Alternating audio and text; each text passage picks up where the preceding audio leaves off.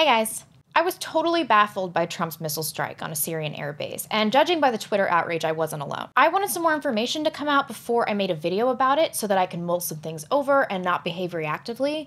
And now that I have more of a nuanced understanding of the geopolitical climate surrounding his decision, and I can see it as more of a symbolic gesture, I am feeling a little less like this was a disastrous decision. Don't get me wrong, I think it was very stupid, potentially extremely stupid. But I am willing to wait and see how this plays out, and if there is further militaristic bicep flexing, I will reevaluate my feelings on Trump. My biggest issue with this, of course, is that I have not seen any convincing evidence that this is actually a chemical attack perpetrated by Assad. The most convincing explanation that I can get out of anyone, as far as motivations are concerned, is that Assad did this to terrorize his own people. 1 week ago, Rex Tillerson said this. I think the status and the longer term status of President Assad will be decided by the Syrian people. 1 day after that, Sean Spicer said this. With respect to Assad, I mean, there is a political reality that we have to accept in terms of where we are.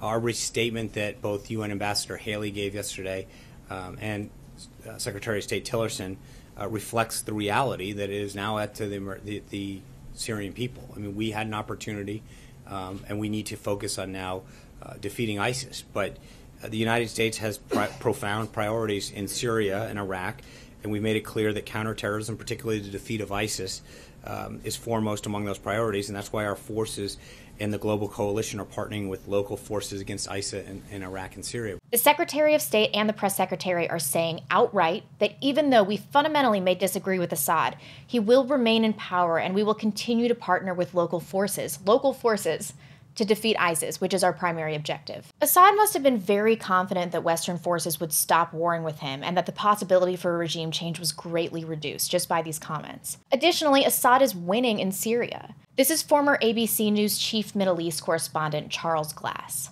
The prospect for the success of getting rid of the regime was minimal to begin with. The regime is very strong. The security services are ruthless and thorough.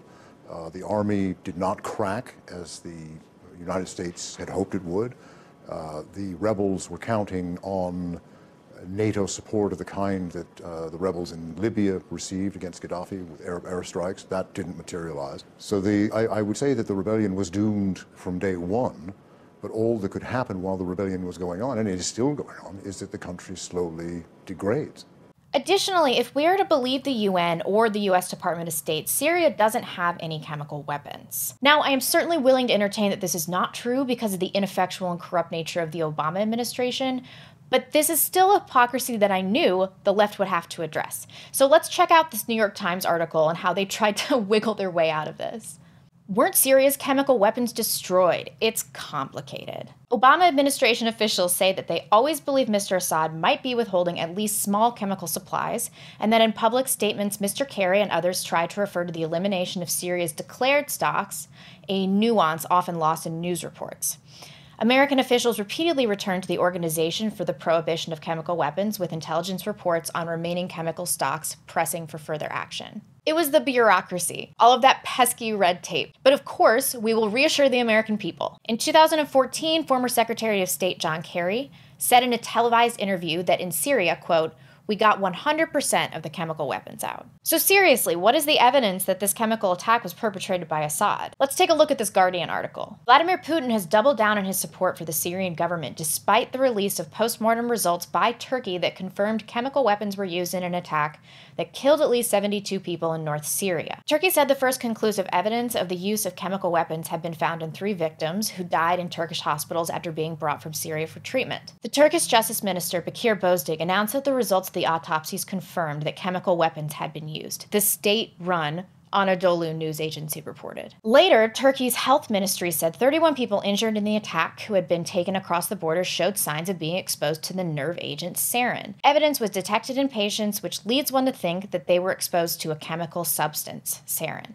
the ministry said in a statement. The post-mortem results add to mounting evidence that the attack involved deliberate use of chemical weapons by a Syrian warplane, Aid agencies said patients showed clear symptoms of exposure to sarin. Turkey, are you fucking kidding me? An Islamic country that has clearly been compromised and churns out terrorists. We're supposed to trust them. And then The Guardian says, rescue workers have gathered soil samples from the scene of the attack and sent them to Western intelligence officials to determine precisely what nerve agent was used. Witnesses said at least one Syrian warplane dropped bombs. First responders were overwhelmed with patients suffering from acute breathing problems, foaming at the mouth, and writhing in pain. All of the evidence presented in this article is that Turkish officials said so, and some obscure, undocumented witness accounts with no individual even named specifically, and no specific account even being offered. And we're just supposed to believe this? We also know that some of the accounts offered to other mainstream media outlets and the analysis given are complete bullshit. A key witness to the alleged gas attack in Idlib, Syria, was tried in the UK for kidnapping journalists with a jihadist group. Described in his Twitter profile as a medical doctor trained in the UK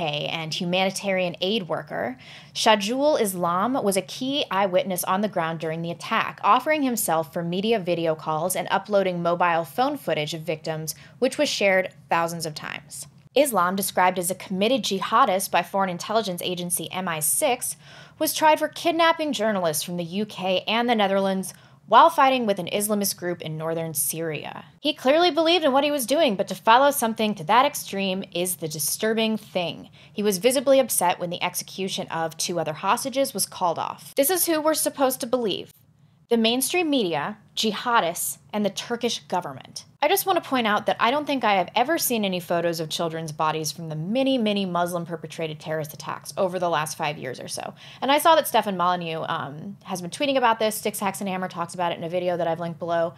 But I flip on the mainstream media channels, and the last few days, all I have seen is this clip in a loop over and over, this tiny kid convulsing to death. It's crazy. The mainstream media just keeps using the same tactics over and over again, trying to evoke our sympathies by exploiting Syrian children to advance their own globalist agenda. And I discovered this clip in Black Pigeon Speaks video on Syria Today, which I've also linked below, where CNN host Kate Baldwin seems totally stunned when a congressman says he's concerned about unilateral attack on a sovereign nation, and later says that he's skeptical about Assad and the chemical attack. And she immediately responds with this "think of the children" rhetoric. Congressman, as you are against intervention. You say that is what you hear from your constituents, and you say that's what you heard from your constituents previously. But as you sit here today and you see these images coming out of the slaughter of innocent children, does that change your view?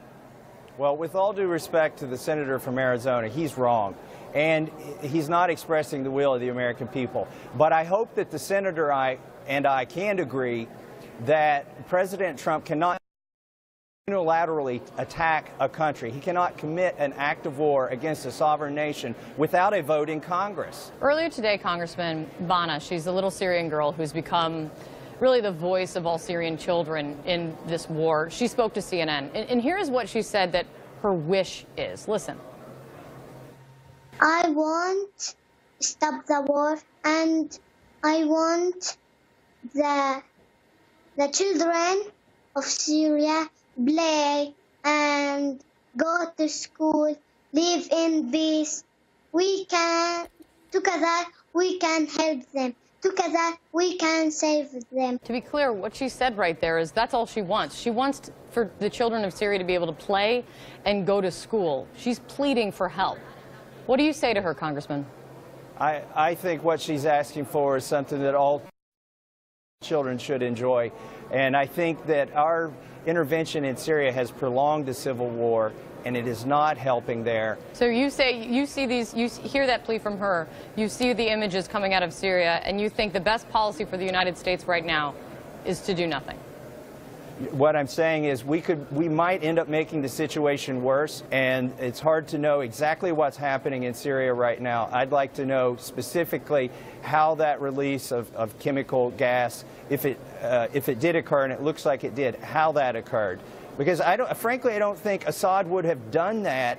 It does not serve his interests. It would tend to draw us into that civil war even further. Congressman Tom Massey, thanks for your time. Could it be that forcing sympathy for children is a pattern or even a tactic? And let's go one step further. Could it even be propaganda? And remember that this very same broad pulled this crap before with a little Syrian boy. According to activists, this is Omran.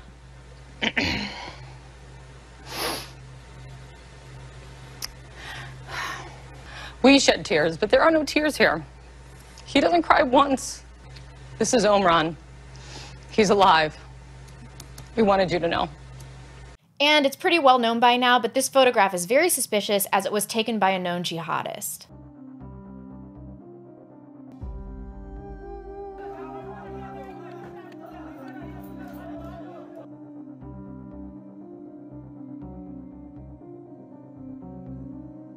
I simply can't believe anything anymore. I don't even care if this makes me appear to be a conspiracy theorist because everything that reaches me from the government and the mainstream media is straight up communist-era propaganda. My best chance for clarity is to dig up my own primary sources and come to something like a conclusion using these sources and finding commonalities in the mainstream media reports.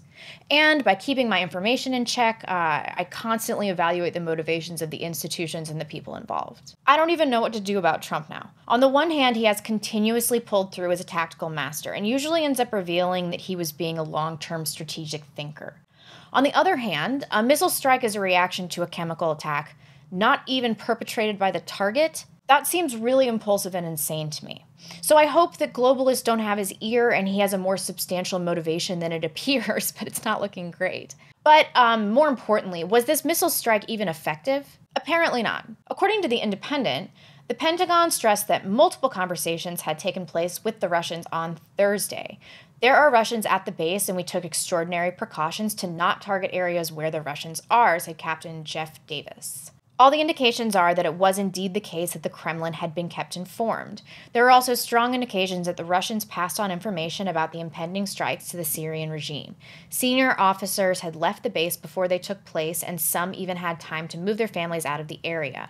The reported number of casualties, 6 soldiers dead, is remarkably light for such a barrage. I've seen it reported in a few places today that the Russian Defense Ministry spokesman said, quote, "The combat efficiency of the U.S. strike was very low, and only 23 of the 59 cruise missiles reached the airbase." This was a low-casualty, ineffective, and tactically pointless military strike against Assad. Perhaps he wanted to differentiate himself from Obama, who refused to take a stand on the use of chemical weapons in Syria after outright stating that he would. But Trump must know that the chemical attack was not perpetrated by Assad, so he gave the Russians and the Syrians a solid heads up before and initiated a deliberately ineffective missile strike on a nearly vacant target, knowing that there would be absolutely no tactical benefit. But it does make him look assertive. It curries favor with neocons, Democrats, and the mainstream media, and it helps to assuage the notion that he colludes with Putin and the Russians. I think that perhaps this is an ego thing for Trump, which we all knew might be a problem. I also think that this will be the last show of force in Syria. I'm not really in the camp of those on the right that are freaking out about World War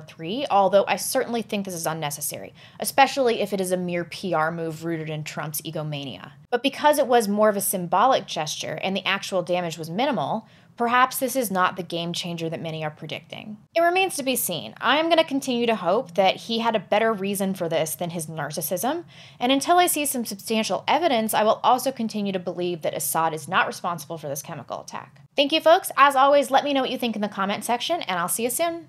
Bye.